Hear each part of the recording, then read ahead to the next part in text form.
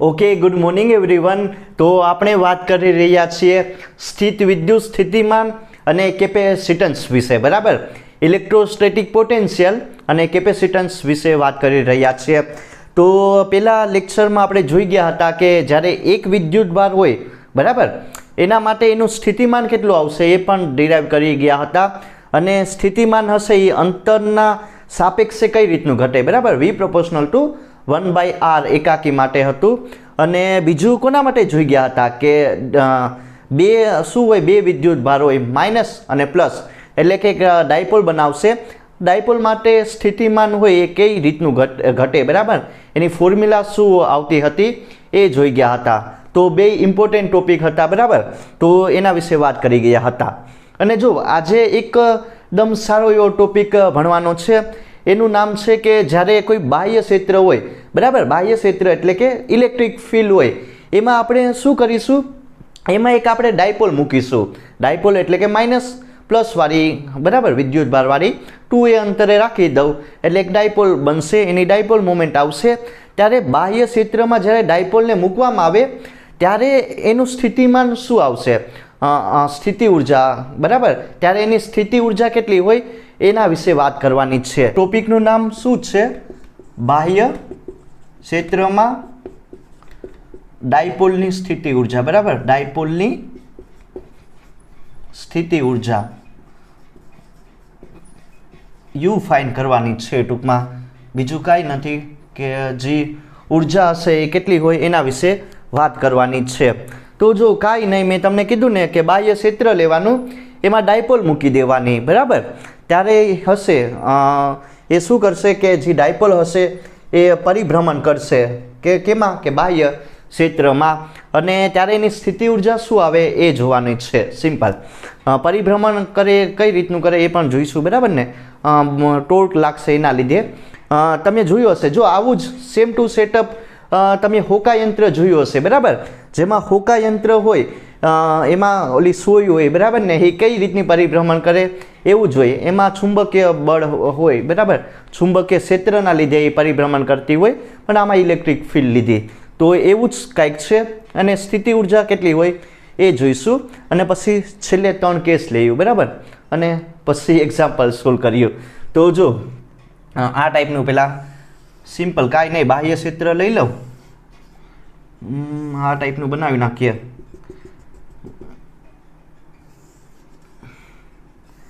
આ ટાઈપનું મેં શું લીધું, બાહ્ય ક્ષેત્ર E, બરાબર, એક્સટર્નલ ઇલેક્ટ્રિક ફિલ્ડ E લઈ લીધી. અને અક્ષિસ આ એક્સ અક્ષ લઈ લઉં. હવે શું કરવાનું છે, કાંઈ નહીં, સિમ્પલ. આ તમારે એક ડાયપોલ મૂકવાની છે, ડાયપોલ, બરાબર ને. આ ડાયપોલ હશે માઇનસ, ને આ હા માઇનસ ક્યુ વિદ્યુત ભાર પ્લસ ક્યુ વિદ્યુત ભાર 2a અંતરે મૂકી દઉં કે નહીં, બરાબર. તો આ એક તમારી શું બની ગઈ, ડાયપોલ બની ગઈ. હવે ડાયપોલ હશે તો એની કંઈક ને કંઈક શું હશે, ડાયપોલ મોમેન્ટ હશે. હવે ડાયપોલ મોમેન્ટની દિશા આપણને ખબર છે, ક્યાંથી ક્યાં તરફ હોય, માઇનસથી પ્લસ તરફ હોય કે નહીં. સિમ્પલ, એટલું સમજાયું ને. ડાયપોલ મોમેન્ટની દિશા એટલે કે જે ડાયરેક્શન હશે, બરાબર, પીની, એ માઇનસથી પ્લસ તરફ હશે. અને જે ડાયપોલ મોમેન્ટ પી હશે, બરાબર, એ જે તમારી ઇલેક્ટ્રિક ફિલ્ડ હશે, જે તમારું વિદ્યુત ક્ષેત્ર છે એની સાથે થીટા જેટલો ખૂણો બનાવશે. સમજાયું, બરાબર, કે જે શું હશે કે જે તમારી ડાયપોલ મોમેન્ટ પી હશે એ સાથે કંઈક ને કંઈક એંગલ બનાવશે થીટા જેટલો. જો પહેલાં મેં શું કર્યું કે જે તમારી ડાયપોલ મોમેન્ટ હશે, બરાબર, ઈને શું હશે, લંબ હશે, અથવા તો ડાયપોલ મોમેન્ટ, ડાયપોલ મોમેન્ટ, બરાબર, અને વિદ્યુત ક્ષેત્ર વચ્ચે પહેલાં તો શરૂઆતમાં 90ના ખૂણે મૂકેલું છે, એમ તમારે સમજવાનું, બરાબર, 90નો ખૂણો હશે. તો હવે તમે લોકો અહીંયા ધ્યાન આપજો, બરાબર. આમાં ટોર્ક કઈ રીતનું ઉત્પન્ન થાય એ પણ વાત કરીએ. જે ઓલી ઓલું હોય ને હોકા યંત્ર, જેમાં સોય હોય એ શું કરે કે પરિભ્રમણ કરે, બરાબર ને. તો એમાં પણ ટોર્કનું જ આવે. તો આમાં પણ ટોર્ક હશે. સિમ્પલ એ જ છે, બરાબર ને. પણ આ સમજવા જેવું છે કે જો આપણને ખબર કે શું કહેવાય કે ઇલેક્ટ્રિક ફિલ્ડ એટલે કાંઈ નહીં કે એકમ વિદ્યુત ભાર પર લાગતું બળ, બરાબર ને. F જેટલું બળ ક્યુ વિદ્યુત ભાર પર લાગે. તો આપણને આ ખબર હશે કે આ ટાઈપનું કહી શકાય કે નહીં, બરાબર ને. કે જ્યારે વિદ્યુત ભાર હોય એના પર કેટલું બળ લાગે, તો હા વિદ્યુત ભાર ગુણ્યા ઇલેક્ટ્રિક ફિલ્ડ જેટલું. તો આયા જો માઇનસ વિદ્યુત ભાર છે ને આયા બળ કેટલું લાગશે, માઇનસ ક્યુ, હા માઇનસ ક્યુ ઈ જેટલું, બરાબર ને. આ દિશામાં લાગશે નીચેની સાઈડ. અને અહીંયા શું લાગશે, અહીંયા પણ કંઈક ને કંઈક બળ લાગશે કે નહીં, બરાબર. F2 જેટલું બળ લાગે. એ કેટલું હોય, માઇનસ ક્યુ અરે પ્લસ ક્યુ ઈ જેટલું, બરાબર. અહીંયા કેટલું લાગશે, માઇનસ ક્યુ ઈ જેટલું બળ લાગશે F1. ને અહીંયા પ્લસ વિદ્યુત ભાર છે તો કેટલું ને વિદ્યુત બળ લાગે, પ્લસ ક્યુ ઈ જેટલું. તો આ સિમ્પલ સમજાયું કે નહીં. જો આ થોડુંક લખીએ, અહીં માઇનસ ક્યુ અને પ્લસ ક્યુ વિદ્યુત ભાર પર લાગતું બળ કેટલું હશે, F1 કેટલું હશે, F1 લખી શકાય માઇનસ ક્યુ ઈ અને F2 કેટલું હશે, પ્લસ ક્યુ ઈ, બરાબર. તો આ વસ્તુ આપણને અહીંથી ખબર પડી. હવે જો એક વસ્તુ અહીંયા તમે નોટિસ કરેલી હશે કે બંને બળોના મૂલ્ય કેવા છે, સમાન છે કે નહીં. F1 is equal two F2, બરાબર. આનું જેટલું વેલ્યુ હોય, બરાબર, 10 ન્યૂટન હોય તો આની પણ કેટલી થઈ જશે, 10 ન્યૂટન. પણ આમ લખી શકાય therefore F1 is equal two F2.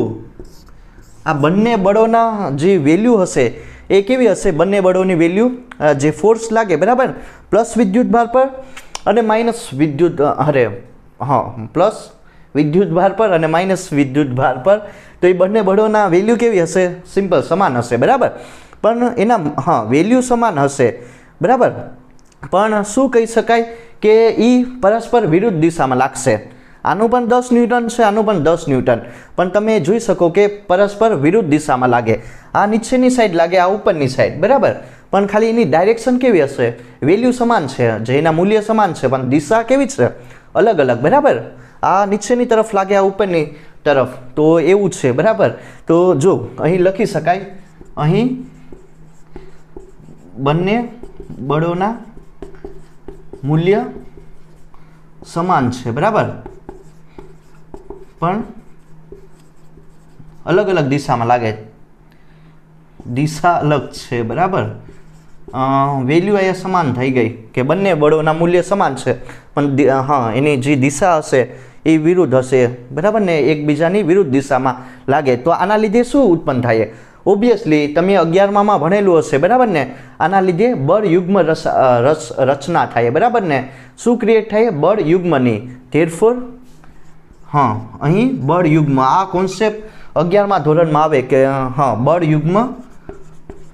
યુગ્મ રચાય છે, બરાબર. બળ યુગ્મ ક્રિએટ થાય કેમ કે એકબીજાની જે આ ટાઈપનું હોય કે શું કહેવાય કે બળોના મૂલ્ય સમાન હોય પણ દિશા અલગ અલગ હોય, ત્યારે શું ઉત્પન્ન થાય, બળ યુગ્મ, બરાબર.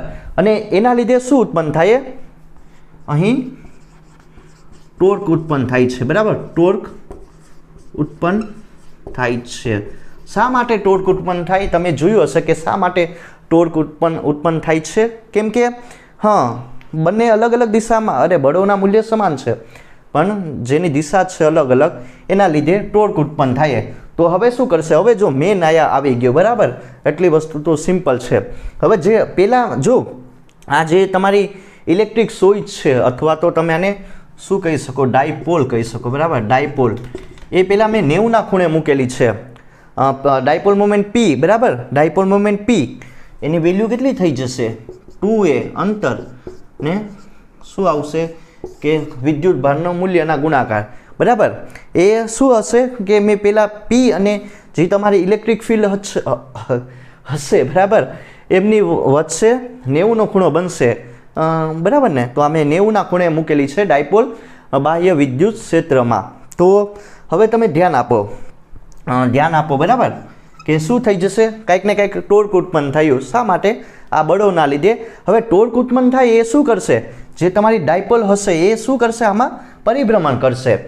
ઓલી જે ઇલેક્ટ્રિક ઓલો કાંટો હોય, બરાબર, એ શું કરશે, એ જેમ ફરે ને હોકા યંત્રમાં, એવું જ છે. તમારે એવું જ આમ ધ્યાન રાખવાનું કે પહેલાં 90ના ખૂણે રાખેલી હોય, પછી શું કરશે કે ધીરે ધીરે પરિભ્રમણ કરશે, બરાબર ને, આમ પરિભ્રમણ થાય તો કાંઈક ને કાંઈક ખૂણા બદલશે, 90 હોય 180 થઈ જાય, પછી 0 થઈ જશે, એટલે કે પરિભ્રમણ એ સ્ટોપ થઈ જાય, એવું કંઈક હોય ને, બરાબર.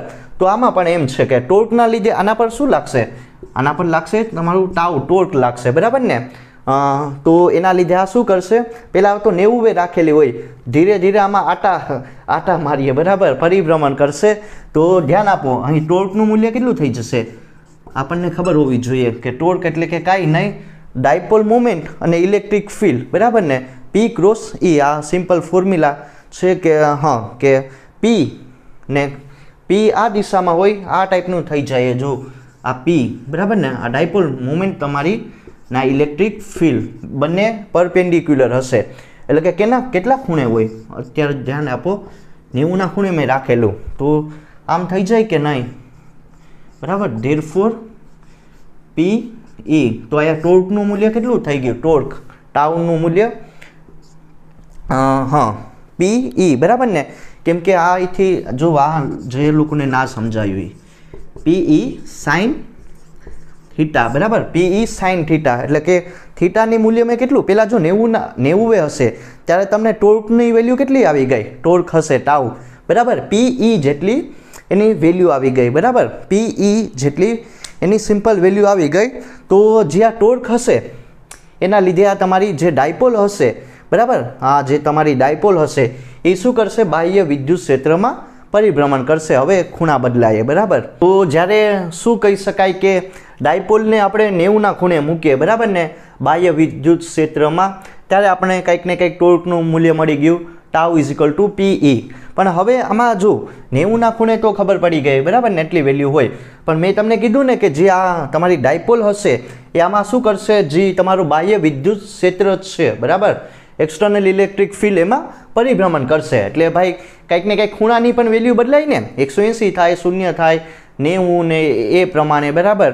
તો એક્ઝેક્ટલી અત્યારે આપણે કાંઈ ખૂણાનું ખબર નથી, તો શું કરીશું, એના માટે સ્થિતિ ઉર્જા કેટલી આવે એ આપણે ફાઇન્ડ આઉટ કરવાનું, એટલે કે મેક્સિમમ જે ખૂણાની વેલ્યુ ક્યાં હશે, મેક્સિમમ લેવાની 90, બરાબર, મેક્સિમમ ખૂણાની વેલ્યુ 90 હશે. પછી ધીરે ધીરે એ શું કરશે, જો પહેલાં મેં 90 રાખેલી, અને એક સમય એવો આવશે કે એ જે તમારી આ જે ભ્રમણાક્ષ હશે x, બરાબર, એને શું કરશે કે એને એક તો સમાંતર થઈ જશે, એટલે કે કંઈક ને કંઈક ખૂણાની વેલ્યુ 0 પણ થઈ જાય ને, બરાબર, અથવા તો પ્રતિ સમાંતર પણ હોય, 180 પહેલાં એટલું કાપે, બરાબર, તો શું થઈ જાય, એટલું કાપે એટલે 0 થઈ જાય, પછી ફરીથી આ આવે એટલે 180, તો એ ટાઈપનું હોય, બરાબર. તો સમજવા જેવું છે કે જો એક વસ્તુ બીજી સમજીએ કે આમાં જે તમારું ટોર્કની વેલ્યુ કઈ ખૂણે 0 થઈ જશે, એટલે કે જે તમારું ટોર્ક હશે, બરાબર ને, એ કયા એંગલે 0 હોય એ પહેલાં સમજીએ કે અહીં જો અહીં ટોર્કનું મૂલ્ય એ જ્યારે તમારી શું હશે, ડાયપોલ મોમેન્ટ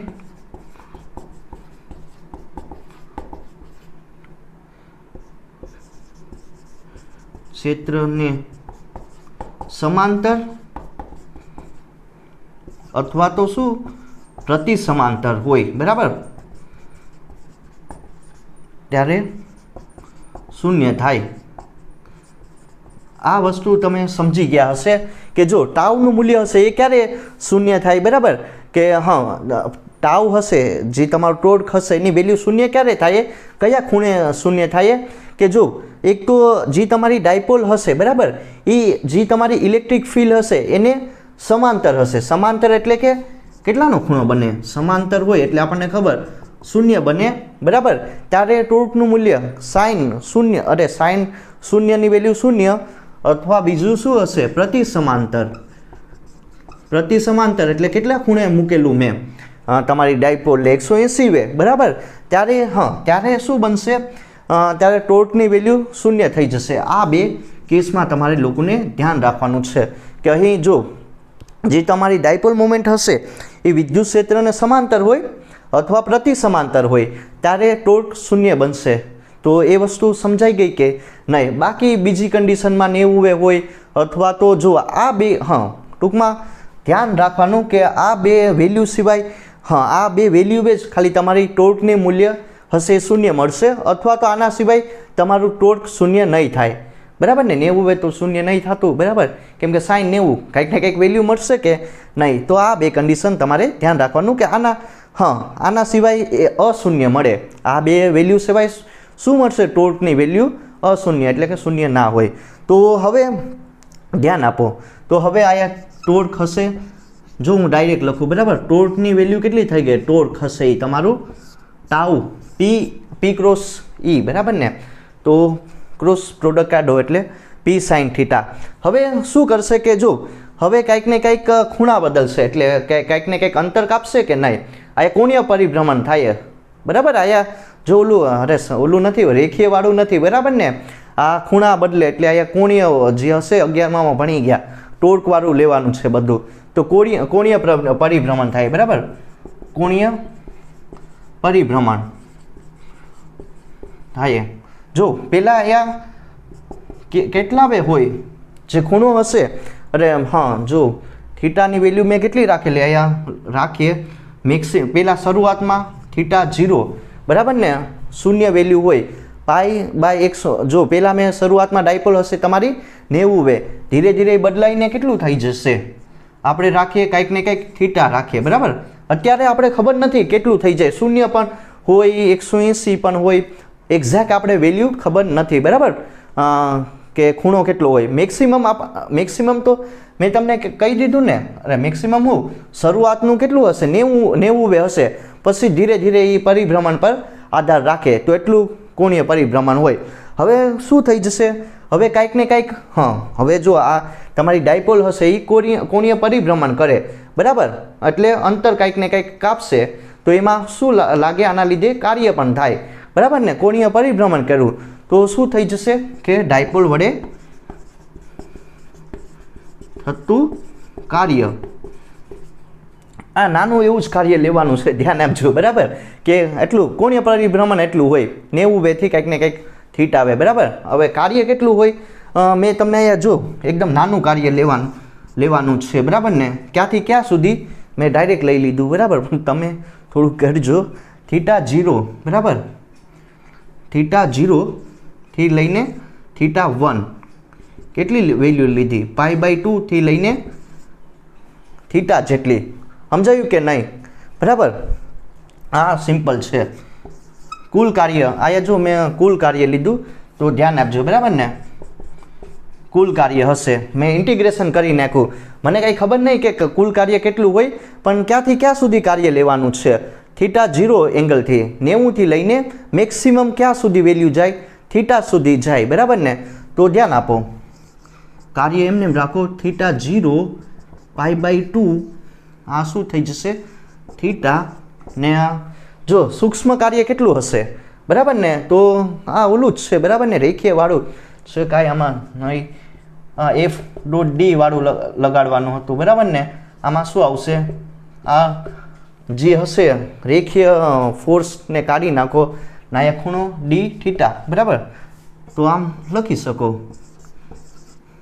સિમ્પલ, બરાબર ને. ક્યાંથી ક્યાં સુધી કાર્ય લેવાનું છે? તો કે ભાઈ 90 થી લઈને કંઈક ને કંઈક ખૂણે હશે, તો એટલી વસ્તુ તમારે સમજવાની છે. તો હવે આ જે વસ્તુ દેખાય, બરાબર, એનું ઇન્ટિગ્રેશન કરીએ. પહેલાં તો તમારે કાંઈ નહીં, ટોર્કની વેલ્યુ મૂકો. અહીંયા ટોર્ક હશે એ PE સાઇન થીટા જેટલું હોય, બરાબર ને. તો કુલ કાર્ય હશે ક્યાંથી લઈને? તો થીટા 0 એ કેટલું હશે? 90 ક્યાં સુધી લેવાનું છે? થીટા 1 થીટા જેટલું હોય. તો અહીંયા જો હું મૂકું, બરાબર, ટાઉની વેલ્યુ કેટલી આવી ગઈ? PE ને સાઇન થીટા D થીટા, બરાબર ને. તો કાંઈ નહીં, આનું ઇન્ટિગ્રેશન કરો. જો PE હશે એ તો બહાર આવી જાય ને, કેમ કે ઇન્ટિગ્રેશન D થીટા, બરાબર. ખાલી અહીંયા થીટાનું થાય તો ક્યાંથી ક્યાં સુધી? 90 થી ક્યાં સુધી લેવાનું છે? થીટા જેટલું, બરાબર, સાઇન થીટા D થીટા. તો બસ હવે આનું તમારે કાંઈ નહીં, વિકલન કરવાનું છે. અરે વિકલનનું સંકલન કરવાનું છે, ધ્યાન આપજો. PE એમને એમ, બરાબર. સાઇનનું શું થઈ જશે? સાઇનનું ખબર માઇનસ કોસ થીટા થાય કે નહીં, બરાબર. થીટા 0 બરાબર પાઈ ને 1 ક્યાં સુધી લેવાનું છે થીટા જેટલું બરાબર બસ સાઇનનું મેં કાંઈ નહીં સિમ્પલ પી તો બહાર નીકળી જાય કે નહીં કોસ જે સાઇન હશે બરાબર એનું જે ઇન્ટિગ્રેશન શું થાય માઇનસ કોસ થીટા કરો હવે વેલ્યુ મૂકો જો પી ઈ એમને એમ રાખો હા અપર લિમિટ મૂકો ને lower limit minus cos theta બરાબર જો અહીંયા મેં વેલ્યુ મૂકેલી થીટા ના શું થઈ જશે જો આ minus minus plus cos pi by 2 બરાબર માઇનસ આવે ને માઇનસ માઇનસ ડાયરેક્ટ પ્લસ થઈ જશે તો હવે બસ કોસ 90 કેટલું થઈ જાય પાઈ બાય 2 કોસ 90 શું થઈ જાય શૂન્ય તો આ વેલ્યુ તો તમારી એમને એમ કટ થઈ જાય કટ નહીં ના જ આવે બરાબર તો આ શું વધીએ માઇનસ પીઈ હા અરે માઇનસ ક્યાં plus PE minus cos theta આવશે સિમ્પલ એટલું વસ્તુ સમજાય કે નહીં બરાબર ને કોસ પાઈ બાય 2 એ શૂન્ય લઈ લીધી તો ખાલી આ બાકી છે બરાબર ને તો આને આ ટાઈપનું તમે લખી શકો કે નહીં પી ડોટ ઈ આમ લખી શકાય કે નહીં કે ના લખી શકાય કાર્ય એટલું મને મળ્યું બરાબર ને કુલ કાર્ય તો ટોર્ક વડે થતું કુલ કાર્ય કેટલું હશે હા માઇનસ પી ડોટ ઈ જેટલું કેમ કે હા અહીંયા મેં શું કર્યું કે ડોટ પ્રોડક્ટ લઈ લીધો બરાબર ને પી ડોટ ઈ ડોટ પ્રોડક્ટ લઈ લીધો એટલે કોષને અહીંયા મેં શું કર્યું રિમૂવ કરી નાખ્યું બરાબર ને તો આ ટાઈપનું હશે કુલ કાર્ય મને એટલું મળી ગયું સિમ્પલ એટલું સમજાયું કે નહીં આ હતી તમારી ફોર્મ્યુલા હવે જો હવે એક આપણને ખબર છે કે શરૂઆતમાં જ ભણી ગયા હતા કે જે ટોર્ક હશે અથવા તો બાહ્ય બળ વડે થતું જે કુલ કાર્ય હશે એ કોના જેટલું હોય સિમ્પલી એની સ્થિતિ ઉર્જા જેટલું અથવા તો એની ગતિ ઉર્જા જેટલું હોય જે પોટેન્શિયલ એનર્જી હોય બરાબર એના જેટલું કાર્ય હોય જે તમારું વર્ક ડન હશે એ અથવા તો જે કાઇનેટિક એનર્જી હશે એટલું કાર્ય હોય તો કાંઈ નહીં જે તમારું ડબલ્યુ છે બરાબર ને કાર્ય એની જગ્યાએ તમારે શું મૂકી દેવાનું યુ તો અહીંયા હવે ધ્યાન આપજો તો બસ હવે કાંઈ નહીં કરવાનું અહીં જો કાર્ય એ સ્થિતિ ઉર્જા જેટલું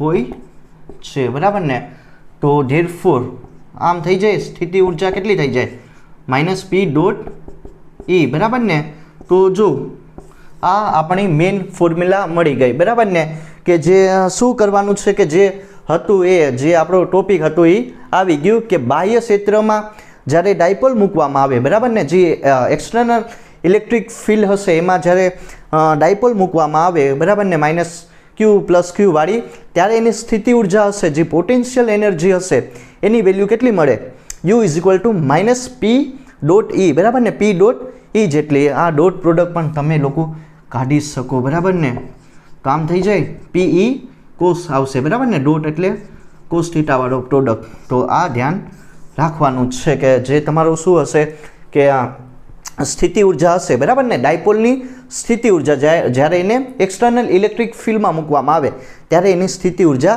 એટલી મળે તો આ તમારી મેઇન ફોર્મ્યુલા થઈ ગઈ તો આ વસ્તુ તમારે લોકોને ધ્યાન રાખવાનું છે બરાબર ને તો હવે જો આમાં હવે આમાં 2-3 તમારે કેસ લેવાના છે કે ધ્યાન આપો આમાં 2-3 કેસ લઈ લઈએ કે જ્યારે જો શું કહેવાય કે મેં જે તમારી ડાયપોલ હશે એને 90 રાખેલી બરાબર ત્યારે શું કન્ડિશન આવે કે સંતુલનમાં હશે અસંતુલનમાં હશે એની સ્થિતિ ઉર્જા કેટલી હોય બરાબર ને જે એની જે પોટેન્શિયલ એનર્જી હશે એ કેટલી હોય 0 વે કેટલી હોય 90 વે કેટલી હોય એના વિશે વાત કરીએ તો આ પણ ધ્યાન આપજો બરાબર 3 કેસ એમસીક્યુ માટે બહુ આઈએમપી છે કે જે તમારી ડાયપોલ હશે અને જે તમારી ઇલેક્ટ્રિક ફિલ્ડ થઈ ગઈ એના વચ્ચે ખૂણો હશે બરાબર શૂન્ય લઈ લઈએ પેલો કેસ આવી ગયો કે શું હશે એ એકબીજાને સમાંતર હશે કે ડાયપોલ મોમેન્ટ અને ઇલેક્ટ્રિક ફિલ્ડ હશે એ એકબીજા વચ્ચે થીટા ઇઝ ઇક્વલ ટુ શૂન્યનો ખૂણો બનાવે તો એના માટે શું આવશે સ્થિતિ ઉર્જા બરાબર ધ્યાન આપો આયા મૂકો કોસ 0 કેટલી થઈ જાય કોસ 0 એની વેલ્યુ 1 થઈ જાય કે નહીં તો સ્થિતિ ઉર્જા કેટલી આવશે પીઈ બરાબર ને સ્થિતિ ઉર્જાનું વેલ્યુ અહીંયા કેટલી મળી ગઈ તો માઇનસ પીઈ જેટલી બરાબર ને જ્યારે સમાંતર હોય ત્યારે તો અહીંથી શું કહી શકાય કે સ્થાયી સમતોલન સ્થિતિ, બરાબર ને? જે તમારી ડાયપોલ હશે એ શું હશે તો કે એક તો સ્થાયી હશે ને સમતોલનની સ્થિતિમાં હશે, બરાબર ને? આ કન્ડિશન તમારા લોકોને યાદ રાખવાની છે કે જે તમારી ડાયપોલ હશે એ કેમાં હશે તો કે સ્થાયી સમતોલન સ્થિતિમાં, બરાબર ને? આ એક કન્ડિશન આવી ગઈ. હવે બીજી વસ્તુ ધ્યાન આપો કે ખૂણો કેટલો લઈ લઉં 180, બરાબર? ડાયપોલ અને જે તમારી ઇલેક્ટ્રિક ફિલ્ડ હશે એની વચ્ચે શું હશે? અરે 180નો ખૂણો બનાવે એટલે કે પ્રતિ સમાંતર હોય કે નહીં, ત્યારે તમારી જે સ્થિતિ ઉર્જા હશે, બરાબર, પોટેન્શિયલ એનર્જી એ કેટલી મળશે? કોસ 180નું મૂલ્ય મૂકો, કેટલું થઈ જાય? -1 જેટલું થઈ જાય કે નહીં? તો પ્લસ PE, તો તમારી સ્થિતિ ઉર્જા કેટલી મળશે? આયા ધ્યાન આપજો, બરાબર ને? PE જેટલી. તો આયા સ્થિતિ ઉર્જાનું મૂલ્ય PE, બરાબર ને? પ્લસ મળે તો મહત્તમ સ્થિતિ ઉર્જા મળશે કે નહીં? મહત્તમ, બરાબર ને? મહત્તમ આયા જે તમારી સ્થિતિ ઉર્જા હશે એ મેક્સિમમ થઈ જશે, પણ એ કેવી હશે? અસ્થાયી હશે, બરાબર ને? અસ્થાયી સમતોલન સ્થિતિ, બરાબર? તો ધ્યાન આપજો. આ તમે લોકો જો આ MCQ માટે પૂછી શકે, બરાબર ને? તો આ વેલ્યુ તમારે સમજવાની છે. પેલું શું થઈ ગયું કે સમાંતર હોય, બરાબર ને? ડાયપોલ મોમેન્ટ અને ઇલેક્ટ્રિક ફિલ્ડ, ત્યારે જે તમારી ડાયપોલ હશે એ શું હશે? સ્થાયી હશે ને સમતોલન હશે. 180નો ખૂણો હોય, બરાબર ને? પ્રતિ સમાંતર હોય, એકબીજાની વિરુદ્ધ દિશામાં હોય, ત્યારે સ્થિતિ ઉર્જા મહત્તમ મળશે પ્લસ PE જેટલી, બરાબર ને? ત્યારે શું કહી શકાય કે જે તમારી ડાયપોલ હશે, બરાબર ને, અસ્થાયી અને સમતોલનની સ્થિતિમાં હશે. અને હવે જો હું ખૂણો કેટલો લઈ લઉં 90નો, બરાબર ને? ખૂણાની વેલ્યુ મેં 90 લઈ લીધી, ત્યારે સ્થિતિ ઉર્જા કેટલી મળશે? ઓબ્વિયસલી 0 મળશે, બરાબર ને?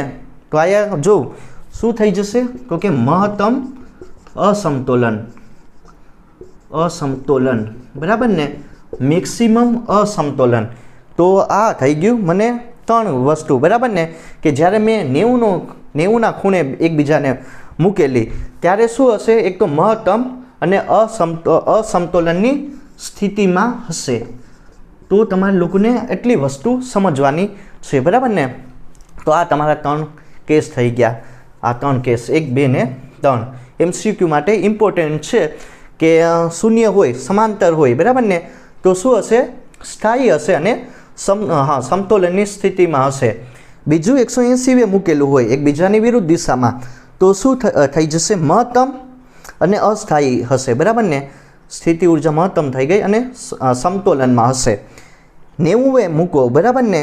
ત્યારે સ્થિતિ ઉર્જા યુની વેલ્યુ 0 મળે, એટલે શું થઈ જશે કે મહત્તમ અસંતુલનની સ્થિતિમાં હોય.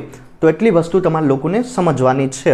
ને હવે 2-3 એક્ઝામ્પલ સોલ્વ કરી લઈએ એટલે તમને લોકોને વધારે ખ્યાલ આવે. ઓકે, જે પણ કોન્સેપ્ટ ભણી ગયા, બરાબર, એના ઉપરથી 2-3 એક્ઝામ્પલ સોલ્વ કરી લઈએ એટલે આપણને વધારે ખ્યાલ આવે. તો ધ્યાન આપજો. જો આ બહુ બધો આ ટાઈપના એક્ઝામ્પલ બહુ બધા તમારા એક્ઝામમાં આવતા હોય છે, તો ધ્યાન આપજો, બરાબર ને?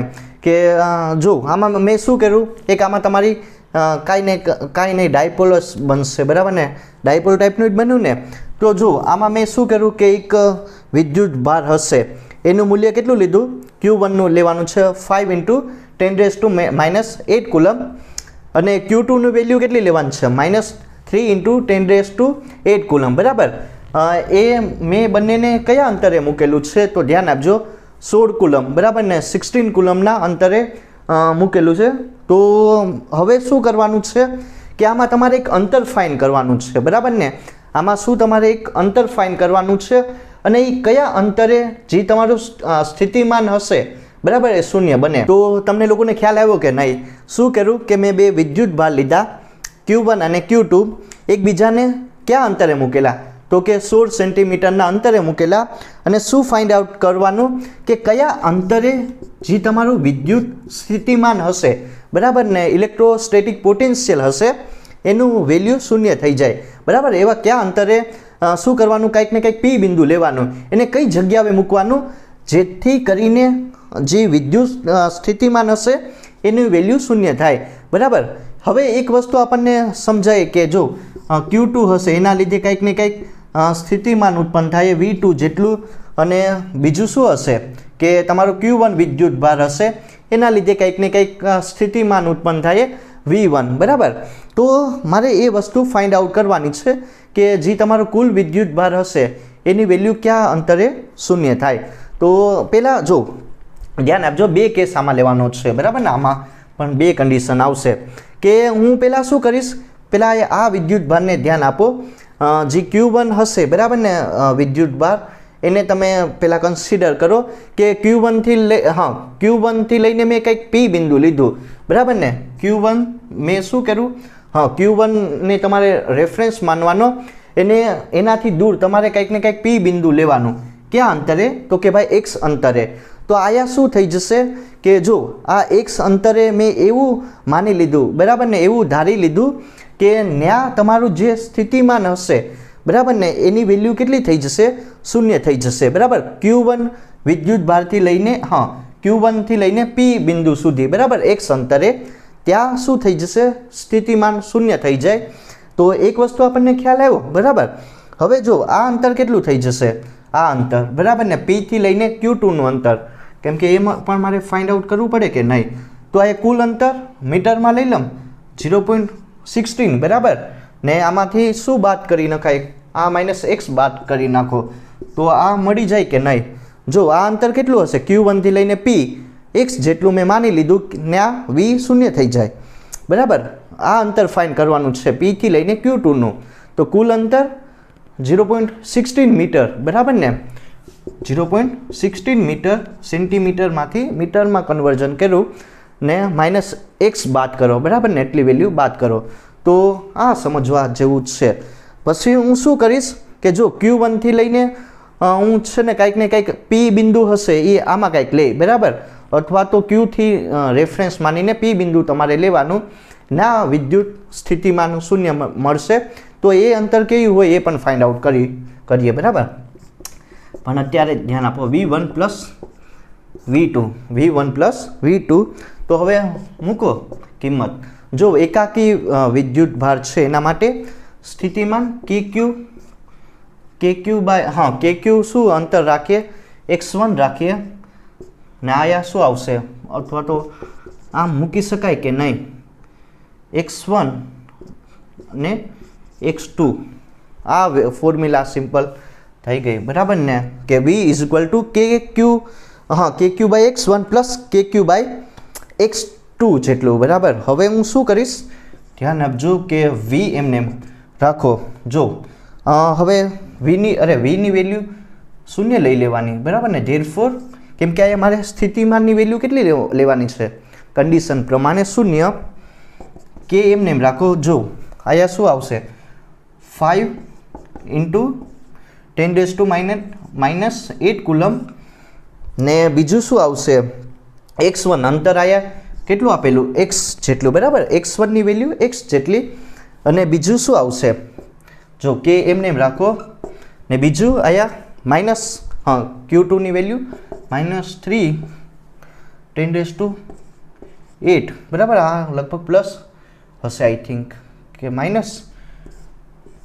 ને બીજું શું આવશે, X2 અંતર કેટલું આપેલું, 0.16 - x, બરાબર ને. તો ધ્યાન આપજો, બરાબર. આનું વેલ્યુ એટલી છે 5 × 10⁻8 -3 × 10⁻8 ને અંતર આ. તો હવે જો આ માઇનસ આયા આવી જાય ને આયા લાવવાનું છે, બરાબર. રાઈટ લેફ્ટ કરી નાખો, કે કેન્સલ થઈ જશે. તો આ પણ કેન્સલ થઈ જાય કે નહીં, આ -8, બરાબર, 10⁻8 એ પણ કેન્સલ. તો આયા શું આવશે, 5 / x ને આયા 3, 0.16 - x, બરાબર.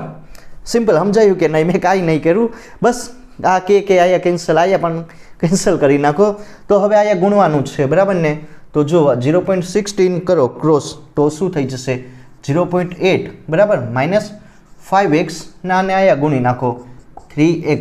સમજાયું કે નહીં. અને આ સાઈડ ગુણવાનું 0.16 × 5 કરવાનું એટલે 0.8 આવશે કે નહીં. બસ હવે આને ખાલી તમારે સિમ્પલ આનું સોલ્યુશન કરવાનું છે, બીજી વસ્તુ કાંઈ નથી કરવાની, બરાબર. 0.8 એમને એમ રાખો ને આને આ સાઈડ જવા દો એટલે શું થઈ જશે 8x, બરાબર. 8x બની ગયો. તો આ વેલ્યુ કેટલી આવશે? આઈ થિંક 0.1 મીટર આવશે કે નહીં, બરાબર. સેન્ટીમીટરમાં કન્વર્ઝન કરો, મીટરમાંથી સેન્ટીમીટરમાં એટલે 10 સેમી. તો શું થઈ જશે? જો પેલું કન્ડિશન મને મળી ગઈ, પેલી કન્ડિશન તમારી અહીંયા આવી ગઈ કે હું શું કરીશ કે જો Q1 વિદ્યુત ભારથી મેં એક P બિંદુ લીધું, ક્યાં? x અંતરે. ના x અંતરે જે તમારું વિદ્યુત સ્થિતિમાન હશે એ શૂન્ય મળશે અને આ અંતર કેટલું હશે? x અંતર હશે એ તમારું આવી ગયું 10 સેન્ટીમીટર, બરાબર. તો આ એક મને ખ્યાલ આવી ગયો. તો આ પેલો કેસ થઈ ગયો કે 10 સેન્ટીમીટર અંતરે જે તમારું સ્થિતિમાન હશે એ શૂન્ય થઈ જશે. હવે જો બીજા કેસ વિશે વાત કરીએ, બરાબર. આમાં પણ સેમ જ છે પણ થોડુંક ડિફરન્ટ આવશે, તો ધ્યાન આપજો. આમાં પણ શું હશે? સેમ બધી વેલ્યુ સમાન જ હશે. Q1 કેટલું હશે? 5 × 10⁻8 કુલમ. Q2 કેટલું હશે? -3 × 10⁻8 કુલમ. એકબીજાથી કેટલા અંતરે મૂકેલા? 16 સેન્ટીમીટર. મીટરમાં કન્વર્ઝન કરો 0.16 મીટર, બરાબર. Q1 ના લીધે સ્થિતિમાન કેટલું હશે? V1. Q2 ના લીધે કેટલું હશે? V2. હવે જો જે તમારું કયા અંતરે તમારું સ્થિતિમાન હશે V એ શૂન્ય થાય એ મારે ફાઇન્ડ આઉટ કરવાનું છે. તો અહીંથી પણ તમે કન્સિડર કરી શકો, બરાબર. Q2 થી તમારે કંઈક P બિંદુ લેવાનું, બરાબર. Q2 વિદ્યુત ભારથી તમારે P બિંદુ લેવાનું, ત્યાં તમારું સ્થિતિમાન કેટલું આવશે? શૂન્ય આવશે. અથવા તો જો અહીંથી લઈ લો, બરાબર ને, ઉગમ બિંદુ ઉપર આ મૂકેલું હશે એનાથી લઈ લો. તો ધારો કે હું લઈ લઉં કે Q1 વિદ્યુત ભારથી P બિંદુનું અંતર, બરાબર. Q1 વિદ્યુત ભારથી P બિંદુનું અંતર, P બિંદુનું અંતર એ કેટલું છે? x જેટલું. અથવા તો x અંતરે જે મેં P બિંદુ લીધું ત્યાં તમારું સ્થિતિમાન કેટલું આવશે? પોટેન્શિયલ હશે એ શૂન્ય આવશે, બરાબર ને. તો આ એક વસ્તુ મને ખ્યાલ આવી ગયો. તો હવે જો આમાં શું હશે કે આ અંતર ફાઇન્ડ આઉટ કરવાનું. જો Q1 થી P બિંદુનું અંતર x લીધું, Q2 થી લઈને P બિંદુનું અંતર એ કેટલું થઈ જશે? ધ્યાન આપજો. આ કુલ અંતર x, બરાબર. એમાંથી આ ભાગ બાદ કરી નાખો 0.16 મીટર. તો આ અંતર મળી ગયું કે નહીં? x1 કેટલું હશે? x જેટલું. x2 કેટલું હશે? x - 0.16 જેટલું. તો સિમ્પલ V1 + V2, બરાબર ને. આયા ધ્યાન આપીએ, V1 + V2, V એમને એમ રાખવાનું. V આયા કેટલું થઈ જશે? શૂન્ય, બરાબર ને. જો વેલ્યુ મૂકો KQ1 x1, KQ2 x2, બરાબર ને. બસ હવે વેલ્યુ મૂકો.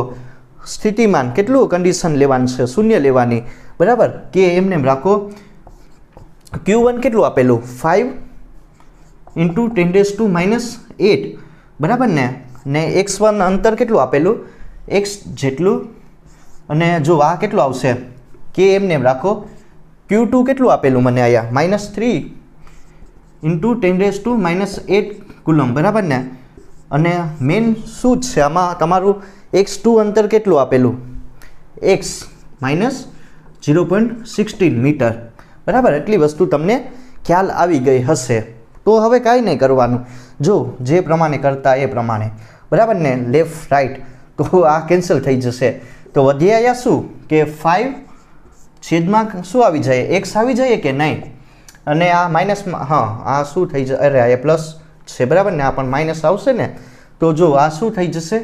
3x - 0.16.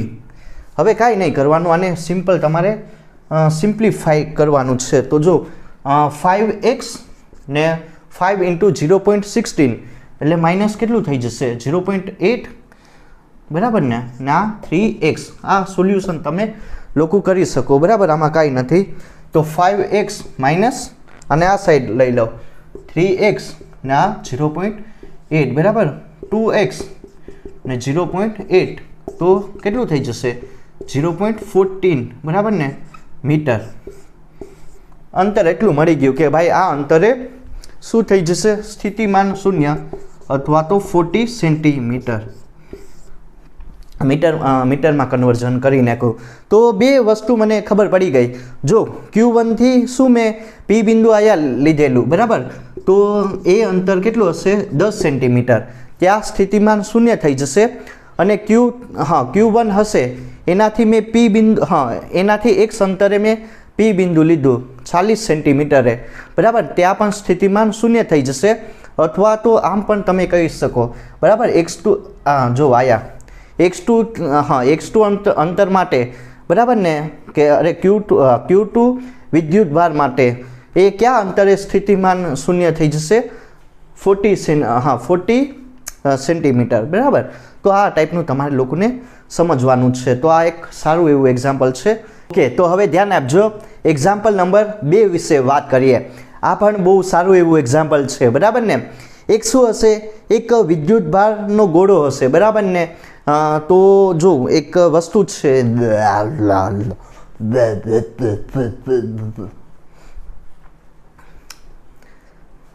ઓકે, તો હવે તમે ધ્યાન આપજો. એક્ઝામ્પલ નંબર 2 વિશે વાત કરીએ, બરાબર.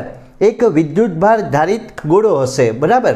એના ઉપર વિદ્યુત ભાર હશે જે તમારો શું હશે કે જે ઇલેક્ટ્રિક ફિલ્ડ. ઓકે, તો હવે એક્ઝામ્પલ નંબર 2 વિશે વાત કરીએ. તો આ પણ બહુ સારું એવું એક્ઝામ્પલ છે, બરાબર ને.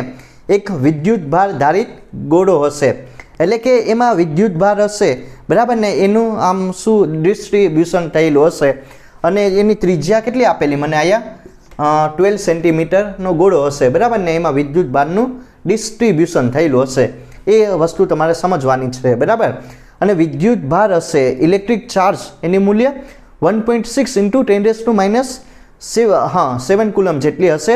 અને જે કુલમ્બિક અચળાંક હશે એની પણ વેલ્યુ આપેલી 9 × 10⁹ newton metre square coulomb inverse જેટલી, બરાબર. તો હવે મારે ફાઇન્ડ આઉટ શું કરવાની છે? 3 વસ્તુ આમાં ગોતવાની છે કે જે ગોળો હશે, બરાબર ને, એટલે કે એના સેન્ટર પર ઇલેક્ટ્રિક ફિલ્ડ કેટલી હોય એની વિશે વાત કરવાની. પછી શું કરવાની કે 12 સેન્ટીમીટરના અંતરે, એટલે કે સપાટી પર અહીંયા કેટલું આવશે, બરાબર. અહીંયા E1 E2 સપાટી પર કેટલું હશે E2 નું મૂલ્ય એ જોવાનું. અને ત્રીજી વસ્તુ હું કે જે કેન્દ્રથી તમારે P બિંદુ લેવાનું, ત્યાં તમારું વિદ્યુત ક્ષેત્ર હશે, ઇલેક્ટ્રિક ફિલ્ડ એ કેટલું હશે, બરાબર ને. કેન્દ્રથી P બિંદુ એ અંતર આપેલું 18 સેન્ટીમીટર. ના E3 કેટલું હોય એ મારે ફાઇન્ડ આઉટ કરવાનું છે. તો પહેલાં ધ્યાન આપજો કે ગોળાની અંદર વિદ્યુત ક્ષેત્ર કેટલું હોય. સિમ્પલ, પેલું તમને પૂછશે, બરાબર, MCQમાં. તો કાંઈ નહીં, E1 કેટલું થઈ જશે? શૂન્ય થઈ જાય કે નહીં? કેમ કે જે તમારો વિદ્યુત ભાર હશે એ બહારની સાઈડ એનું ડિસ્ટ્રીબ્યુશન થયેલું પથડાયેલો છે, બરાબર ને. તો E1 શૂન્ય થઈ જશે. હવે બીજું શું હશે? સપાટી પર, બરાબર. સપાટી પર વિદ્યુત ક્ષેત્ર કેટલું હોય એ મારે ગોતવાનું છે. તો આપણને ખબર કે જે તમારી જે ગોળાની ત્રિજ્યા અને સપાટી પર જે ત્રિજ્યા બંને સમાન થઈ જશે. આ કન્ડિશન જોઈ ગયા હતા, બરાબર ને. તો ફાઇન્ડ આઉટ કરી લઉં શું આવે, KQ_R² આવે કે નહીં. આ વસ્તુ, આ ઇક્વેશન તમને લોકોને યાદ હશે. બસ વેલ્યુ મૂકો સપાટી પર, કેટલું થઈ જાય? 9 × 10⁹ K કેટલું આપેલું? 1.6 × 10⁻⁷ કુલમ. અને બીજું R કેટલું આપેલું? R ની વેલ્યુ 12 સેન્ટીમીટર. મીટરમાં કન્વર્ઝન કરી નાખો. તો બસ આનું સોલ્યુશન કરો તો કેટલું આવશે આની વેલ્યુ? 10⁵ તમે આ ગણી શકો, બરાબર ને. Newton coulomb inverse. આ તમે સિમ્પલ, બસ આમાં કાંઈ નહીં, આ ઇક્વેશન મૂકવાનું અને ફર્ધર એનું સિમ્પ્લિફાય કરવાનું. ત્રીજું શું હશે કે કેન્દ્રથી હું કંઈક P બિંદુ લઈ લઉં, બરાબર. કેન્દ્રથી જે P બિંદુ હશે એનું અંતર કેટલું આપેલું? 18 સેન્ટીમીટર. ના કેટલું હોય એ ગોતવાનું છે. તો કાંઈ નહીં, જો આ વસ્તુ જ કરવાની છે, બરાબર ને. આ જ સિમ્પલ ફોર્મ્યુલાનો યુઝ કરવાનો. કે અંતર લેવાનું 9 × 10⁹. Q ની વેલ્યુ 1.6 10⁻⁷. અંતર અહીંયા કેટલું લેવાનું છે? ધ્યાન આપજો, 18 સેન્ટીમીટર, બરાબર. એને મીટરમાં કન્વર્ઝન કરી નાખો એનો સ્ક્વેર. તો આ વેલ્યુ કેટલી આવશે? તો જો 4.42 બરાબર 10⁴ ન્યૂટન કુલમ ઇન્વર્સ. તો આ વસ્તુ મને મળી ગઈ બરાબર ને કે હા જો બહાર માટે એટલે કે આ જે અંતર હશે ત્યાં વિદ્યુત ક્ષેત્ર 10⁵ ન્યૂટન કુલમ ઇન્વર્સ મળી ગઈ. અને બીજું કે કેન્દ્રથી પી અંતરે બરાબર ને અંતર કેટલું આપેલું 18 સેન્ટીમીટર ત્યાં એટલું એની વેલ્યુ હોય 4.42 × 10⁴ ન્યૂટન કુલમ ઇન્વર્સ. તો આ એક્ઝામ્પલ નંબર 2 વિશે વાત થઈ ગઈ બરાબર. તો આજના વિડીયોમાં જો એટલું જ હતું બરાબર ને કે બાહ્ય ક્ષેત્રમાં જે ડાયપોલ હશે એની સ્થિતિ ઉર્જા કેટલી હોય એના વિશે વાત કરી ગયા બરાબર ને U - PE અથવા તો આમ લખી શકો PE cos θ એટલી મને બાહ્ય ક્ષેત્રમાં જે ડાયપોલ હશે એની સ્થિતિ ઉર્જા મળી ગઈ બરાબર. અને એના ઉપરથી મેં 2 એક્ઝામ્પલ સોલ્વ કરી લીધા. તો બસ આટલું જ છે બરાબર આજના વિડીયોમાં.